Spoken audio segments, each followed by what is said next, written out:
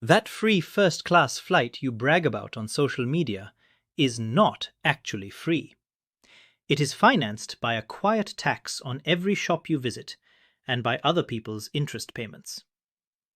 Every time you swipe a rewards card, the merchant hands between 1.5 and 3.5% of the transaction to the bank as an interchange fee. They do not just eat that cost out of the goodness of their hearts.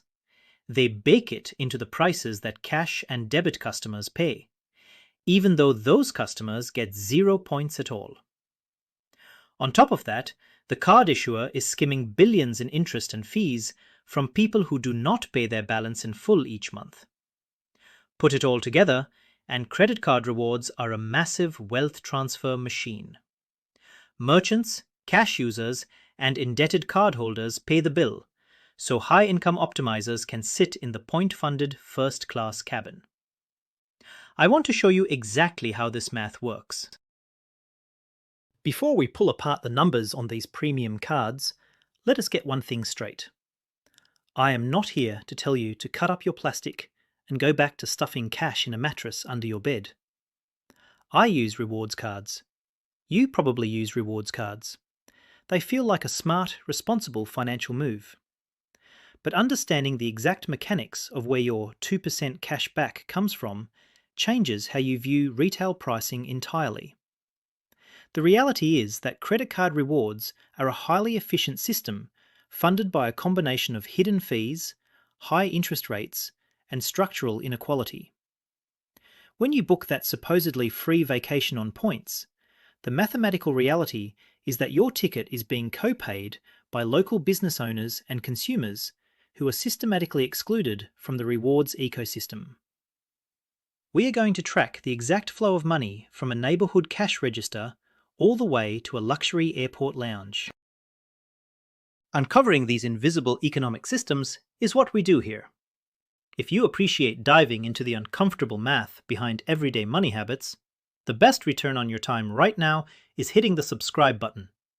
It costs you absolutely nothing, unlike the hidden merchant fees we are about to discuss, and it helps the channel build more deep dives like this one. We do not do surface-level financial advice, and having you on board signals to the algorithm that there is an audience for actual, granular financial analysis. Plus, you will never miss a breakdown when we release new models on how to protect your purchasing power. So take 1 second, subscribe to the channel, and let us get back to the numbers. I want to start by looking at the fundamental transaction that makes this entire points illusion possible in the first place. We have been conditioned to treat swiping a card as a frictionless, entirely free experience. You walk into a grocery store, you tap a sleek metal card or your smartphone, and the transaction is approved in a matter of seconds. From your perspective, you paid exactly $100 for $100 worth of groceries. And if you have a decent rewards card, you also earned 2 points or 2% cash back. It feels like the bank is just rewarding you for your loyalty, handing you free value out of thin air because you are such a valued customer. The prevailing myth is that these points are a corporate bonus, but the global payment system is not a charity. It is a highly optimized, incredibly lucrative toll road. And every single time you use that road, a toll is collected from the local economy. You just do not happen to see the booth because it is hidden in the pricing. To understand the toll road, we need to map out the exact money flow on a standard card transaction. Britannica and financial processors like Stripe lay out the basic mechanics very clearly. When you tap your card at a terminal, a rapid sequence of events occurs behind the scenes. The merchant's bank, which is known in the industry as the acquirer, sends the payment request through a massive network like Visa or MasterCard. Then your bank, the issuer of your shiny rewards card, steps in. They are the ones actually authorizing the funds. But they do not do this for free. They collect what is called an interchange fee directly from the merchant's bank. This fee is essentially the price of admission for processing the electronic payment securely and instantly. And it is not a flat few cents. It is a percentage-based cut of the total sale, which means the more you spend, the more they make. Let us run the hard numbers on that swipe. The interchange fee is typically between 1.5 and 3.5% of the total transaction. Premium rewards cards usually command the higher end of that spectrum. The network itself also takes a tiny slice for facilitating the data transfer. So when you tap your card for $100, the store does not receive $100. They end up with maybe $97 or $98 deposited into their account. In a vacuum, losing $2 or $3 on a sale might not sound like a national crisis. But when you extrapolate that across the entire economy, the sheer scale of the money moving around is staggering. Most people stop here and assume the merchant just eats this loss as a standard cost of doing business, accepting lower profits in exchange for convenience. That assumption is a massive trap, and it is costing you thousands. Here is the step they miss. A recent analysis cited by the Common Sense Institute found that United States merchants paid over $224 billion in card fees in a single year. Out of that massive figure, about $143 billion was purely interchange revenue. Roughly 74% of that interchange money comes directly from credit cards rather than debit cards. That $143 billion pot is the main pool of capital from which card issuers fund everything you love about your card. It pays for the 1 to 3% cashback programs. It funds the points and miles that travel bloggers value at 2 cents apiece. It subsidizes the massive 100,000-point sign-up bonuses, the airport lounge access, and the premium concierge perks. The banks are simply taking a massive cut from the merchant and handing a fraction of it back to you to keep you swiping. The conceptual solution here is to fundamentally redefine what a credit card reward actually is in your mind. Every time you earn 2% cashback or 2 points per dollar on a grocery run, part of that value is literally being carved out of the merchant's operating margin. The bank is not giving you a reward for being financially savvy. They are giving you a kickback from a toll they forced the merchant to pay. Once you internalize this, the illusion of free money evaporates. You realize that the entire ecosystem of premium travel hacking and cashback optimization is entirely dependent on keeping these swipe fees as high as possible.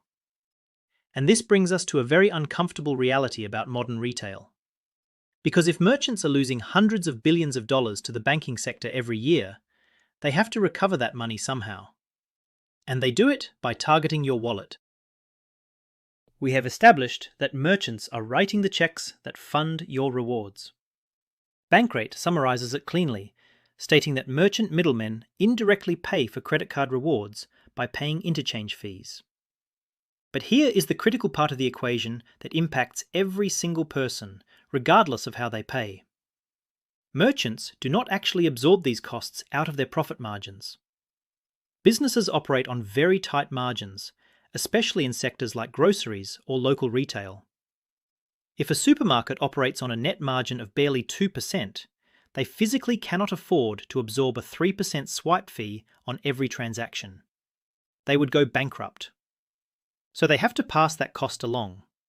And the way they pass it along creates a systemic inflation of everyday prices that affects everyone who walks through their doors, whether they carry a heavy metal rewards card or a simple paper dollar bill. For large retail chains, big box stores, and corporate supermarkets, the strategy is simple. They generally bake the cost of interchange fees directly into the sticker prices of their products. They look at their total processing costs for the year and raise prices across the board by 2 or 3% to ensure their net margin stays intact. Smaller merchants, like your local coffee shop or independent mechanic, sometimes take a different route. They might impose a specific card surcharge of 2 to 3% at the register, or require a minimum purchase amount just to use a card. They do this precisely because interchange and per-transaction processing fees eat such a massive percentage of small-ticket items. But in the vast majority of retail environments, you will never see a line item for credit card processing on your receipt.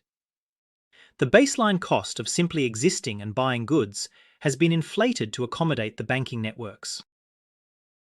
Here is where the merchant fee trap springs shut on the consumer. Retail prices are set with the assumption that everyone is going to pay using a card that costs the merchant 2 to 3%.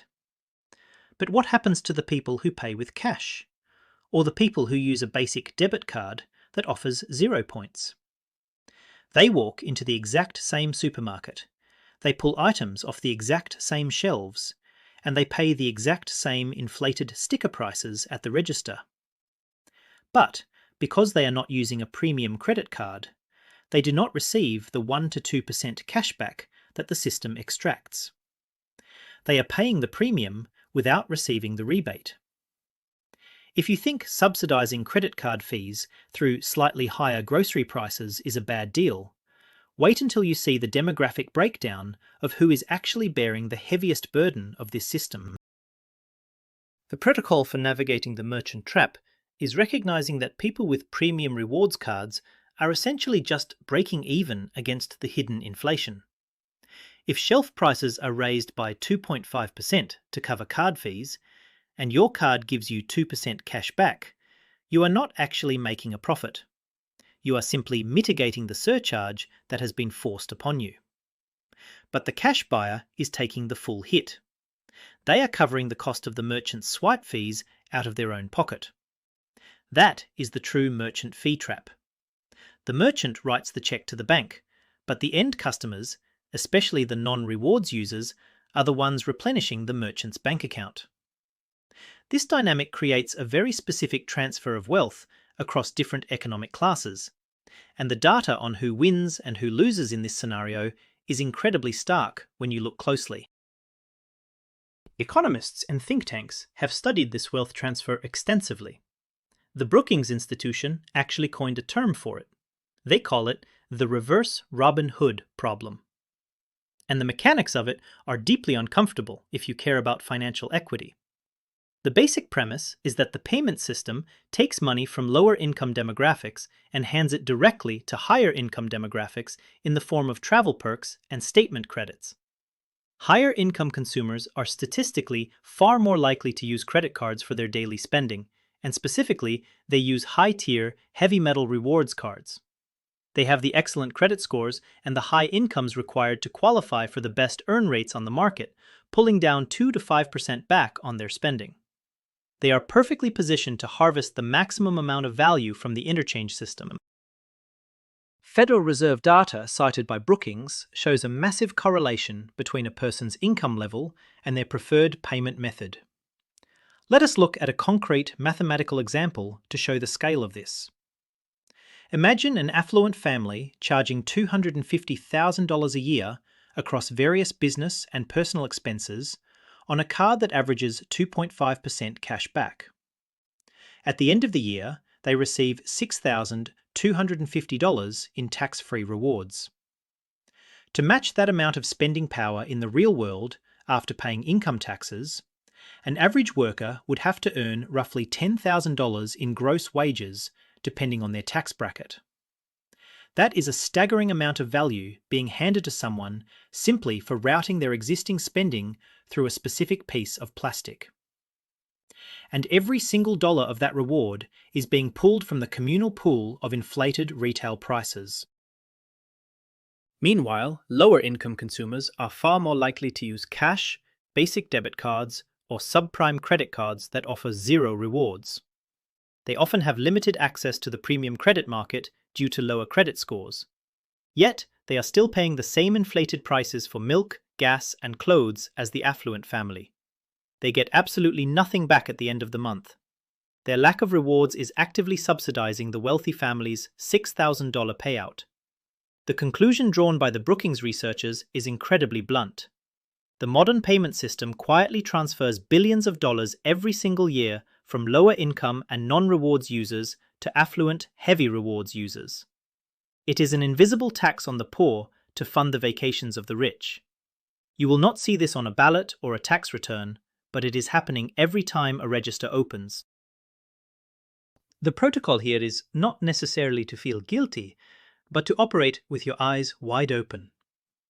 You have to understand that if you are not optimizing your payment methods, you are the one funding the system. You are the one being taxed.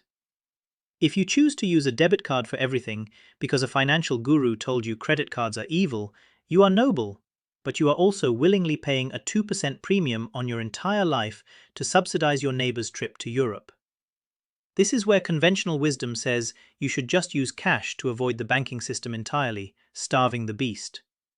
I am going to tell you the exact opposite, because until the regulatory environment changes, boycotting the system individually just makes you poorer. Here is why you have to play the game, and exactly what it looks like when we break down the ultimate prize of that game.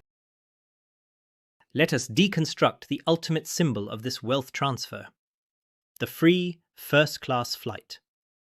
It is the holy grail of the points and miles community.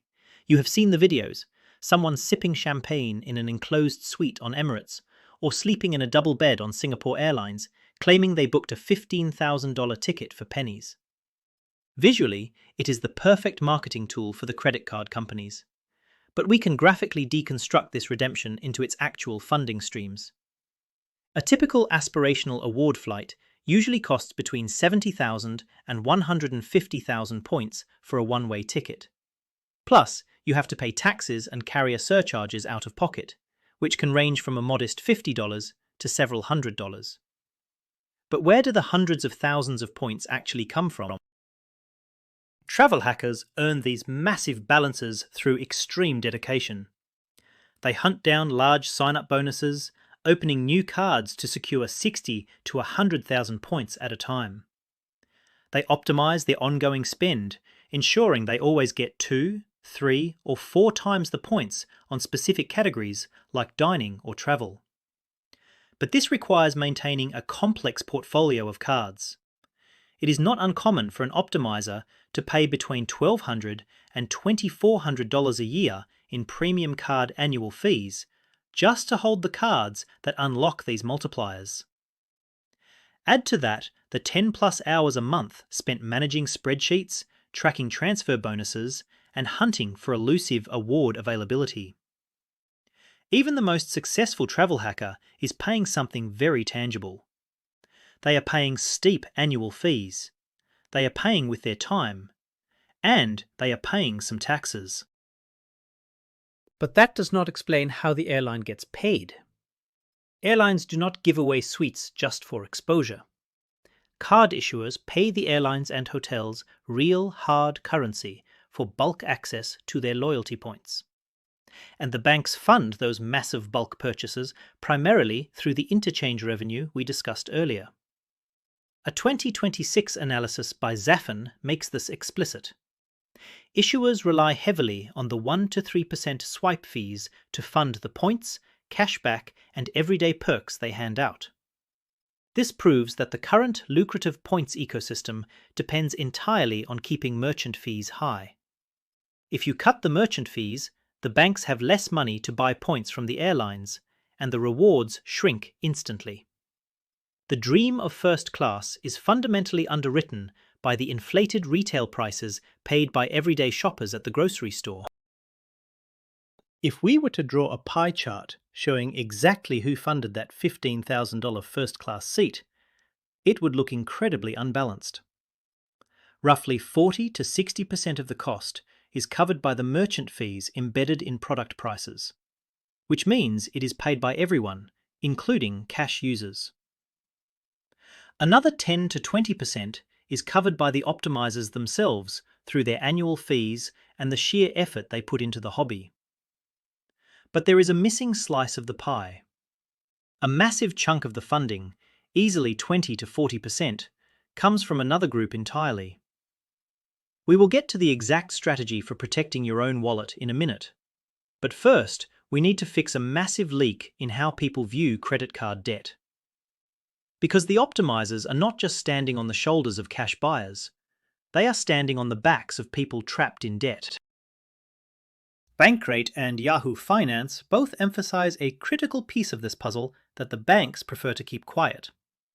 Credit card rewards are not just funded by merchants and cash buyers. They are heavily financed by a specific subset of cardholders. the people who carry balances from month to month. In the industry, these customers are clinically referred to as revolvers. While the optimizers are paying off their balances in full every 30 days and harvesting the perks, the revolvers are financing the operation.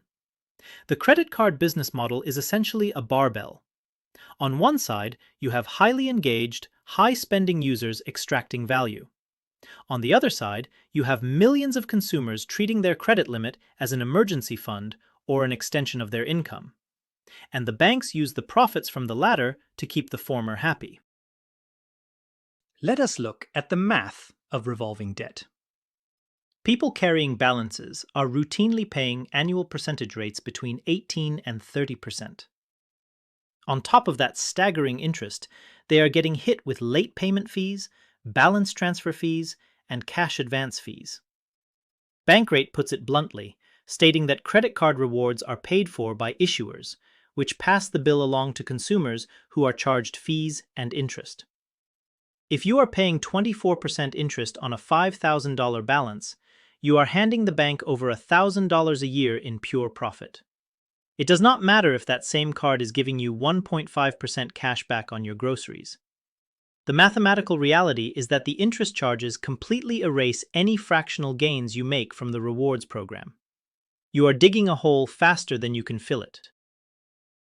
Yahoo echoes this perfectly, warning that to optimize your rewards, you must avoid fees and interest entirely, or you risk completely depleting your cash back. So, within the ecosystem of credit card users, there are clear net winners and net losers. The net winners are the people who treat their card like a debit card, paying in full every month, avoiding all interest, and coldly harvesting the rewards. The net losers are the revolvers. Their crippling interest payments fund not only the bank's quarterly profit margins, but also the first-class flights of the optimizers. When you combine this internal dynamic with the external merchant fee trap, you realize there are two massive layers of subsidy at play. Non-rewards payers subsidize the system through higher store prices, and indebted cardholders subsidize the system through exorbitant interest and penalty fees.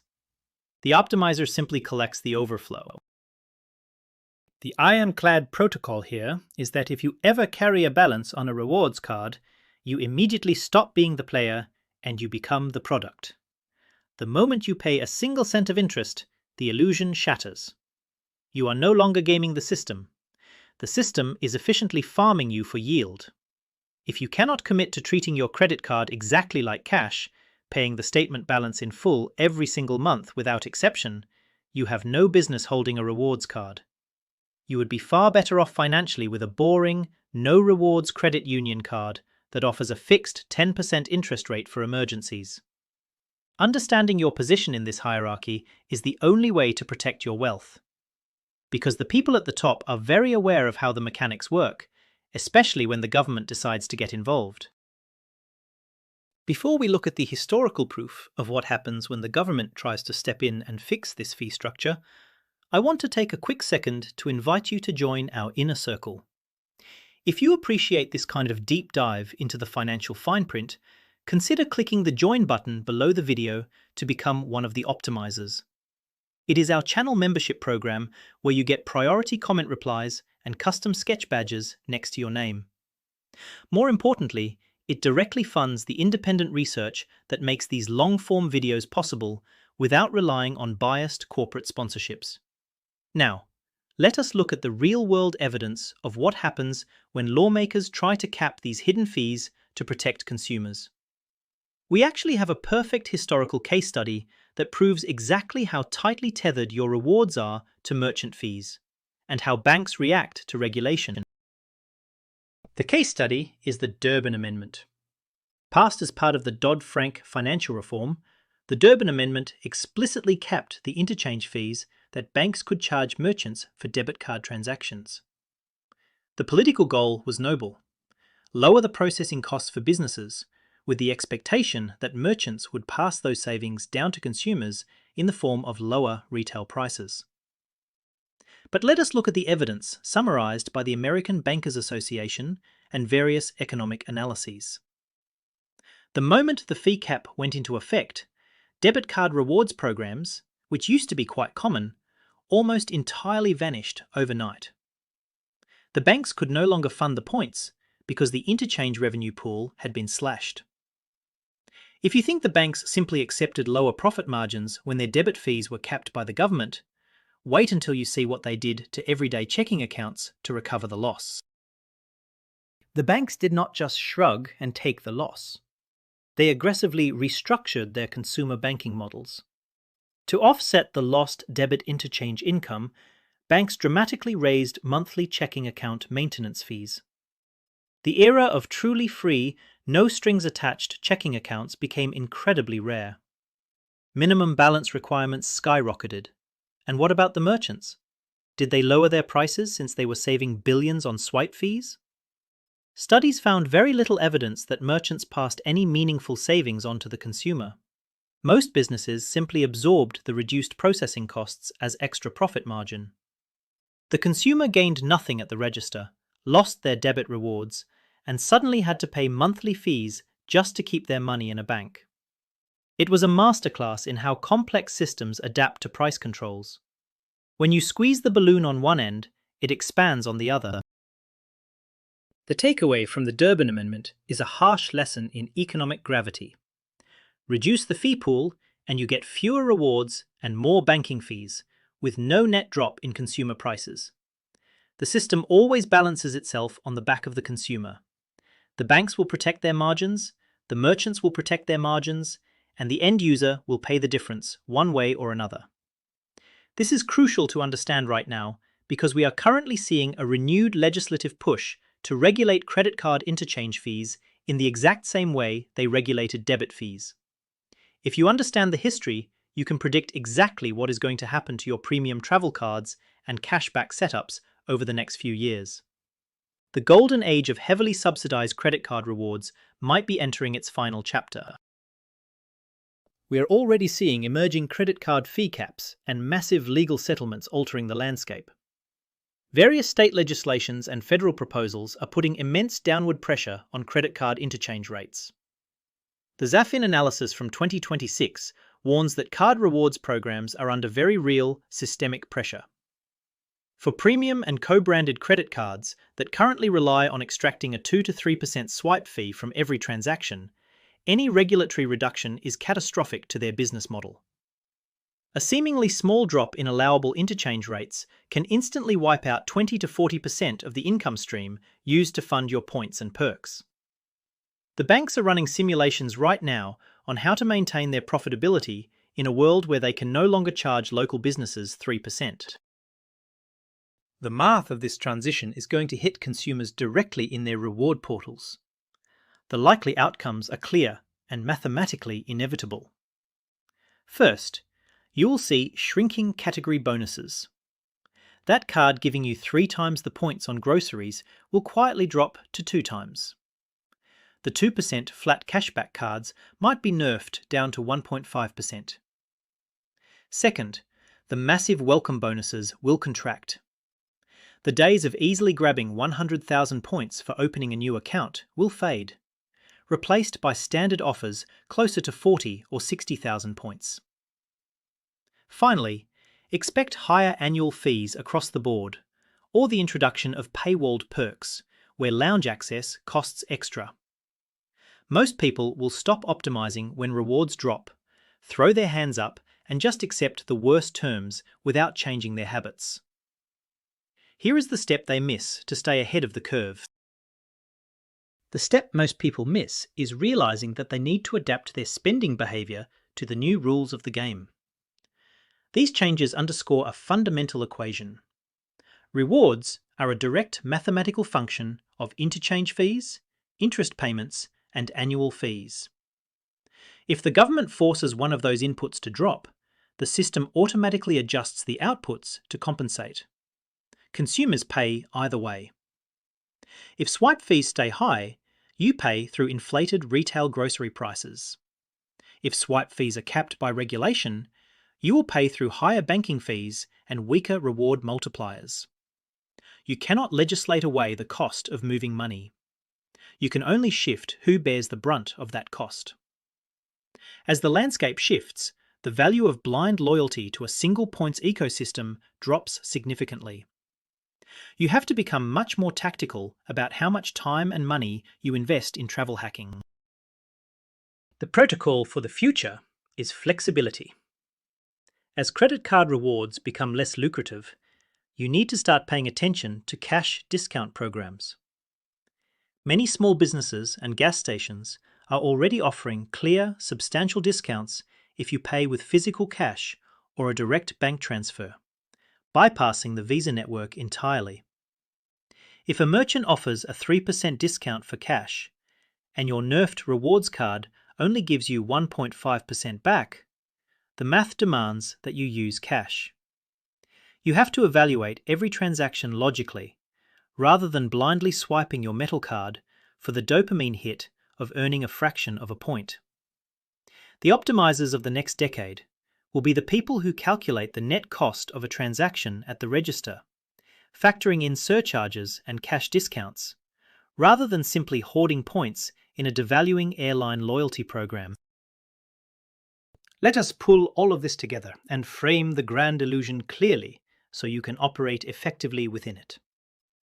The entire credit card rewards apparatus is a masterpiece of behavioral economics. It makes you feel like a savvy insider, while quietly charging you and everyone around you for the privilege. It relies on distracting you with shiny sign-up bonuses and complex multiplier categories, so you do not look at the macroeconomic impact of the swipe fees. But once you see the math, you cannot unsee it. You can break the credit card rewards illusion down into 3 simple, undeniable points that dictate how you should manage your daily spending from now on. If you keep these 3 principles in mind, you will never be caught on the wrong side of the banking barbell. First, rewards are absolutely not free money. They are simply a rebate from an overpriced system. Merchants pay between 1.5 and 3.5% on every single swipe. Prices are aggressively set, assuming those costs exist. Your rewards are just handing back 1 to 2% of a 2 to 3% overcharge to a select group of consumers. Second, the system is fundamentally regressive. The rich get the rewards, and the rest of the economy pays for them. Wealthy cardholders route hundreds of thousands of dollars through high-tier cards and extract thousands in tax-free travel value. Meanwhile, lower-income households paying with debit cards or cash get 0 perks, despite funding the fee pool through higher retail shelf prices. It is an incredibly efficient upward wealth transfer wrapped in the marketing of a loyalty program. Do not let the marketing obscure the mechanics. Third, within the pool of card users, the optimizers only win because other people lose. If you revolver balance, pay late fees, or let a steep annual fee roll over without maximizing the credits, you are offsetting your own rewards and funding the bank's profit margins. The net effect of this entire global payment structure is simple. Responsible, debt-free transactors and large merchants manage to harvest value and protect their margins. Meanwhile, indebted consumers and non-rewards users heavily subsidize the entire party. If you are going to play this game, you have to be ruthless about never paying interest, and you have to understand that your free flight is built on the hidden costs borne by your community. Play the game to protect your purchasing power against the baked-in inflation, but never trick yourself into believing the bank is doing you a favor. I want to hear your perspective on this. Drop a comment below and let us do some peer review. Do you think the current reward system is fundamentally broken and needs regulation? Or is it just a harsh game where everyone has the opportunity to learn the rules and play to win? Have you noticed local merchants in your area starting to add clear credit card surcharges to your checkout bill to offset these interchange costs? Share your specific data points and observations in the comments. Reading through your experiences helps us track how these broader macroeconomic trends are actually hitting consumer wallets on the local level. It is one thing to read a white paper on the reverse Robin Hood effect, and it is another to see a 3% fee added to a diner receipt. Thank you for watching, and as always, keep optimizing your finances.